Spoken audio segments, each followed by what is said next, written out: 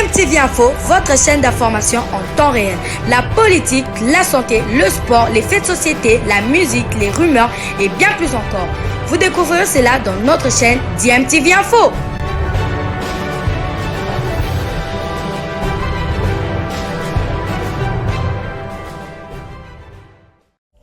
Vous êtes sur DMTV, bonjour ou bonsoir, tout dépend de l'heure à laquelle vous nous suivez. Tout plaisir est pour nous de vous retrouver, mais surtout de savoir que vous êtes nombreux en train de suivre votre chaîne YouTube DMTV. DMTV qui vous propose l'actualité, vous propose également des analyses et des réflexions sur des sujets d'actualité, sur des faits sociaux, tout simplement sur des réalités que nous observons ici chez nous en République démocratique du Congo.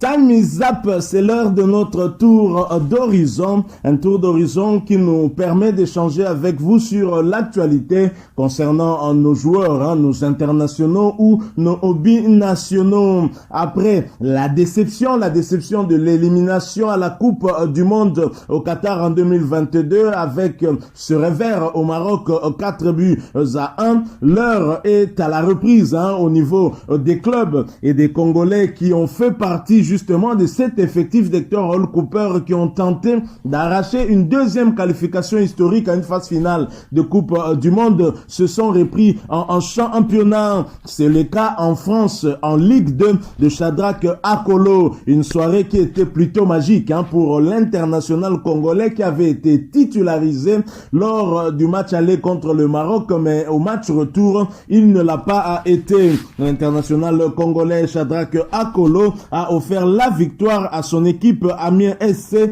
devant Valenciennes FC 2-0. C'était hier samedi 2 avril 2022 au stade du Hainaut. En match comptant pour la 31e journée de Ligue 2 française.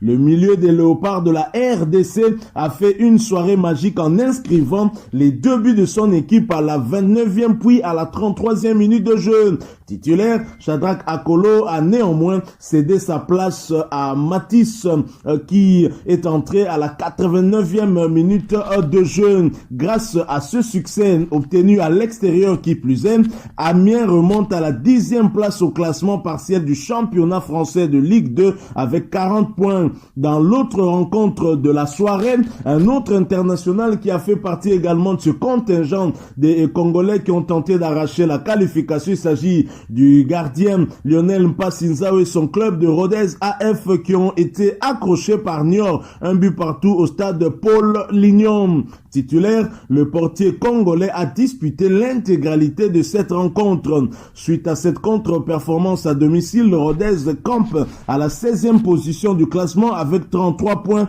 au compteur. Alors nous allons poursuivre avec la prestation de nos internationaux, des Congolais qui se sont très vite repris après cette déconvenue au Maroc où les Congolais n'ont pas su arracher la qualification. Non seulement ça, mais les Congolais sont sortis d'une humiliante défaite, menés 4-0. Il a fallu attendre l'entrée de Ben Malango, ancien de Raja Casablanca, qui connaît bien le stade où on a évolué, pour réduire le score, ne serait-ce à 4-1 et un magnifique but qui n'a pas en tout cas réussi à effacer la déception qu'on avait, mais on doit quand même saluer le but de l'international congolais. Alors nous allons quitter la France pour aller en Angleterre et nous y allons après cette courte pause.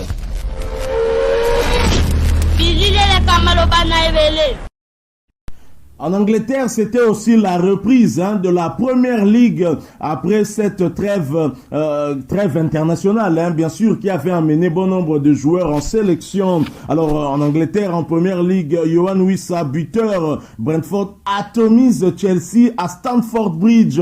Incroyable, mais oui, qui va arrêter l'international congolais Yohan Wissa, déjà buteur la veille de la trêve avec Brentford sur la pelouse de Leicester, malgré la défaite 2-1, également buteur au stade des Martyrs en ouverture du score lors du match RDC Maroc. Yohan Wissa a confirmé sa forme stratosphérique hier samedi dans la balade des Bees. C'était sur la pelouse de Chelsea à Stamford Bridge.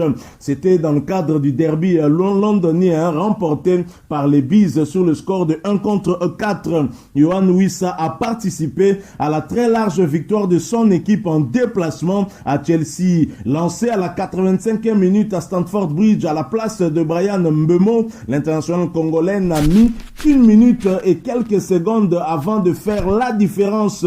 Un but inscrit à la 87e minute qui est venu conclure le festival de Brentford chez les champions d'Europe en titre. Après un nul vierge à la première période, les choses avaient plutôt bien débuté en seconde période pour Chelsea qui, sur une incroyable frappe de 40 mètres d'Antonio Rudiger à la 48e minute, avait ouvert le score pour les Blues à domicile. Auteur d'un doublé, Vitali a inscrit en tout cas ses 2 buts à la 49e et 61e minute, permettant ainsi à son équipe Brentford de renverser la situation avant un but du break signé Christian Eriksen à la 54e minute pour le 3-1. Entré à la 85e minute, Yohan Wissa a enfoncé le clou suite à un coup franc qui traînait dans la surface. 4-1. Nous sommes là à la 87e minute. Yohan Wissa qui confirme donc sa forme du moment. C'est l'un des internationaux congolais les plus en forme en ce moment. Et après ce succès, Brentford prend la 14e place avec 33 points et s'éloigne un tout petit peu de la zone de relégation avec 11 points devant Watford, premier relégable. Watford, club d'un autre international congolais, Edo Okayembe. Alors, Yohan Wissa en est déjà à 8 buts inscrits cette saison en 27 matchs.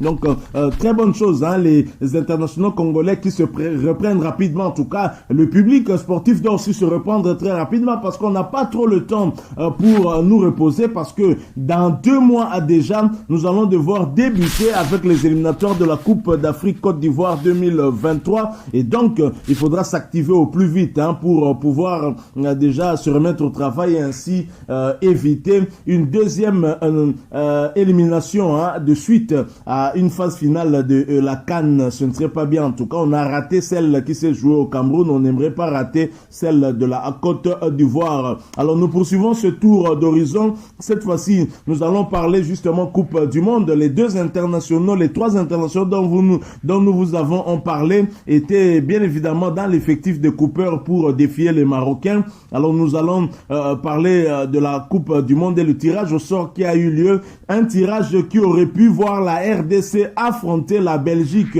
Les Noko comme on les appelle, les oncles. On aurait pu les affronter puisque le Maroc est tombé sur la Belgique. Nous en parlons après cette courte pause.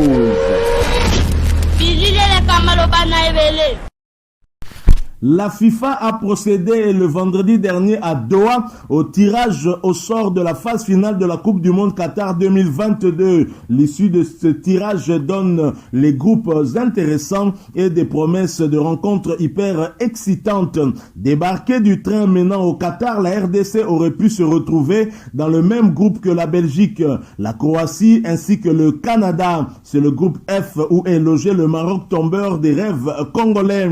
De tout les représentants africains à cette fête du football mondial, seul le Sénégal semble avoir hérité d'un tirage plus ou moins abordable, sur papier du moins. Les Lions de la Teranga sont casés dans le groupe A aux côtés du pays hôte, le Qatar, les Pays-Bas ainsi que l'Équateur. Le Cameroun aura fort à faire dans un groupe composé notamment du Brésil et de la Suisse.